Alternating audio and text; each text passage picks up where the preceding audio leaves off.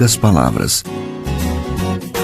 Um olhar sobre o mundo, a vida e a sociedade, à luz da Palavra de Deus, com Augustus Nicodemos.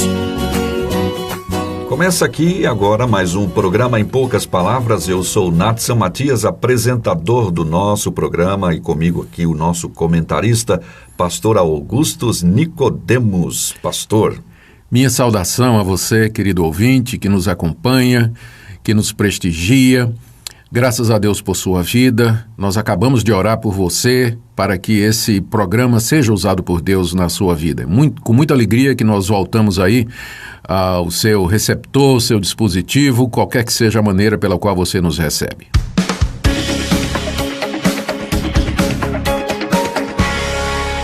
O atentado à mão armada sem precedentes na história dos Estados Unidos ocupou e ainda ocupa as manchetes dos meios de informação do mundo inteiro, pastor, o senhor sabe disso, não é? Uhum. E o fato ainda está sendo investigado no que diz respeito às motivações do criminoso. Então, pensando sobre isso, o programa provoca o nosso comentarista, o nosso pastor Augustus Nicodemos aqui do lado, para uma análise do fato em questão sob a ótica do pensamento cristão reformado e do que diz a Palavra de Deus em torno da questão.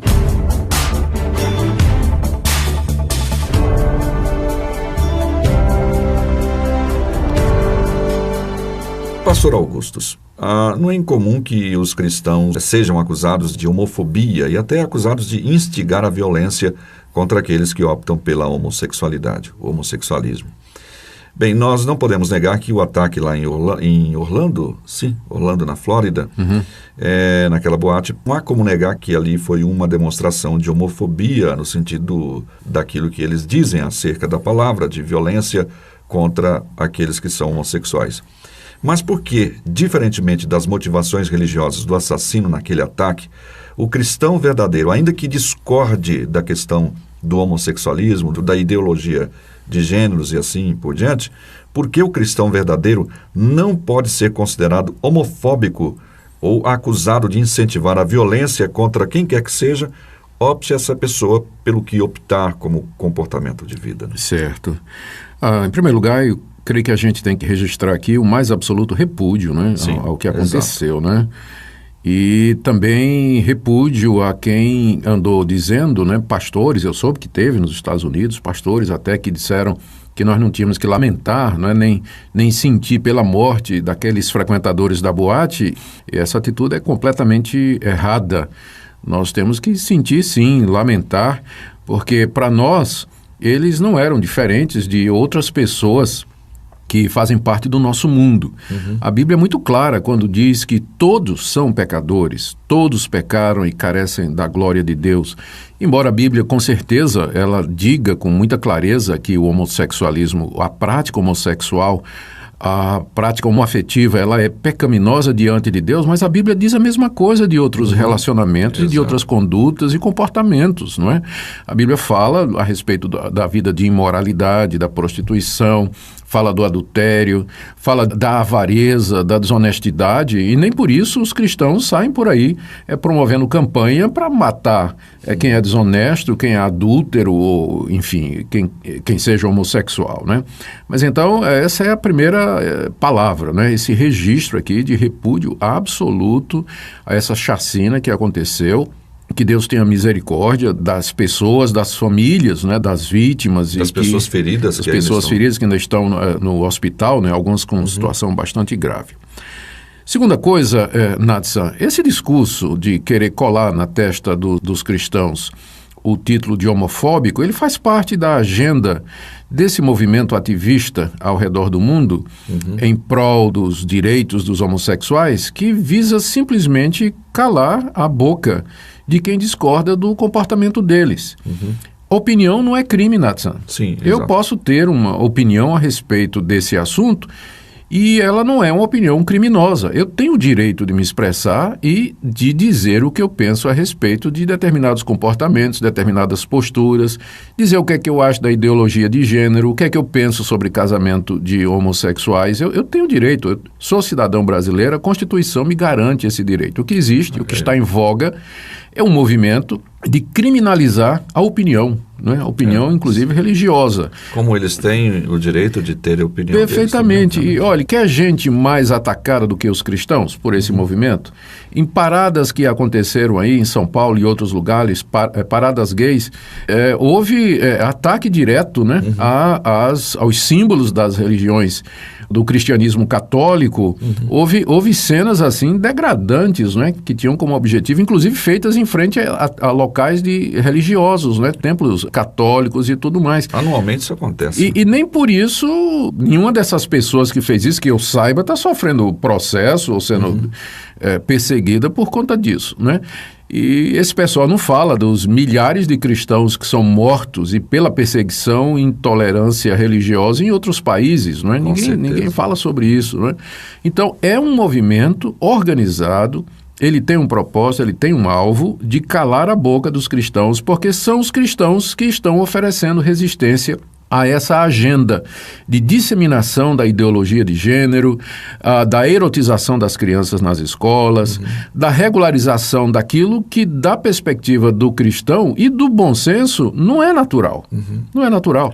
Então, é isso que está acontecendo. Há outra coisa que é preciso dizer também, para esclarecer. Não há dúvida de que, como eu já disse, não é? A Bíblia é clara quanto ao comportamento homossexual. Romanos capítulo 1, o apóstolo Paulo fala do relacionamento lesbiano e do comportamento homossexual masculino como sendo contrários à natureza. Sim. Ou seja, não é uma coisa que é natural, não é?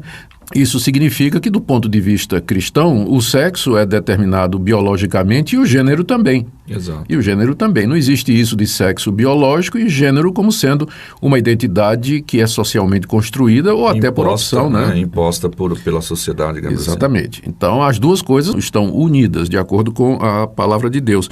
E, então, esse comportamento, ele é considerado como sendo contrário à natureza, né? A natureza é que determina isso.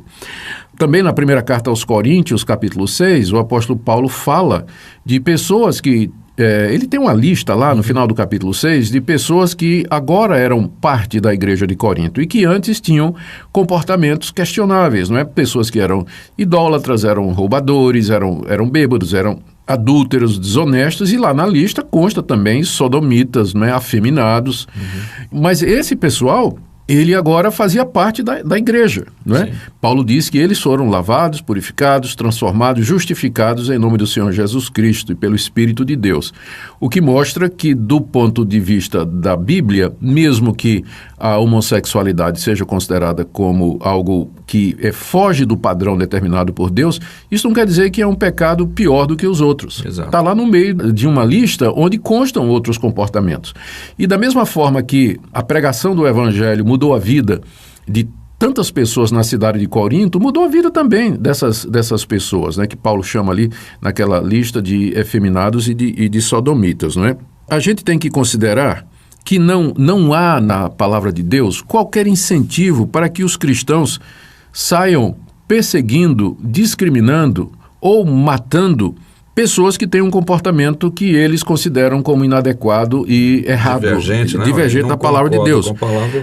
Ninguém, não tem registro histórico, né, de cristãos se organizarem em células terroristas para promover a morte de homossexuais, a morte de adúlteros, a morte de prostitutas, a morte de drogados. Ao contrário, a história da igreja revela, especialmente aqui no Ocidente, não é? No nosso mundo ocidental, que foi muito influenciado pelo cristianismo, que por detrás do surgimento de abrigos, de escolas, de casas de recuperação, de orfanatos, está exatamente o pensamento cristão, não é?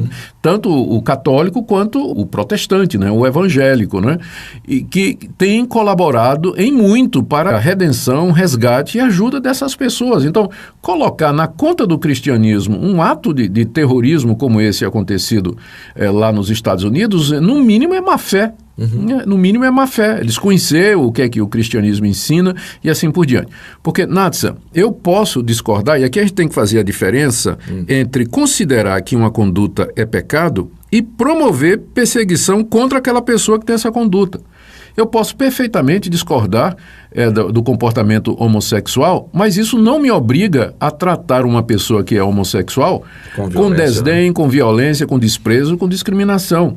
Então, o dono de uma loja, por exemplo, que ele tem um empregado que tem essa postura homossexual e o dono da loja ele é cristão, não é? Ele é crente no Senhor Jesus e tudo mais, não deveria discriminar por conta disso se ele faz o seu trabalho bem feito, né? Cumpre o seu horário, segue aquilo que está na descrição do trabalho, então ele deve ser tratado como qualquer outra pessoa, né?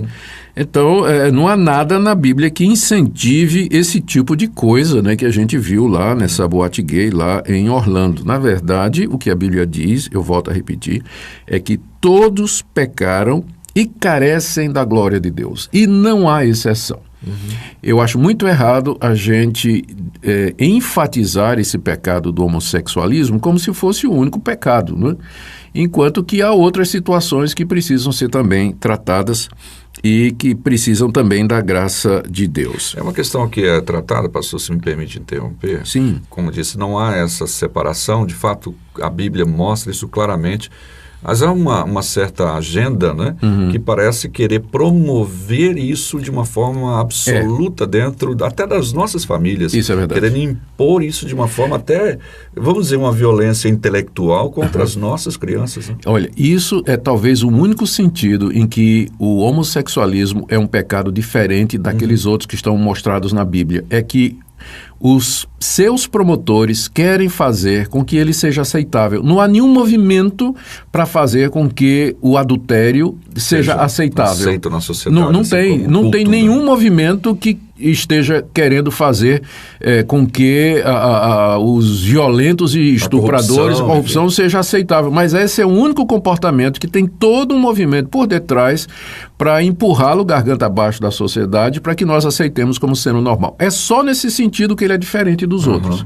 Mas no mais, do ponto de vista cristão, não tem diferença. Todos pecaram e carecem da glória de Deus. E talvez seja por isso que haja essa ênfase da gente fazer esse discurso, de mostrar biblicamente, de tentar discursar livremente, democraticamente, contra essa imposição. Não tenho dúvida.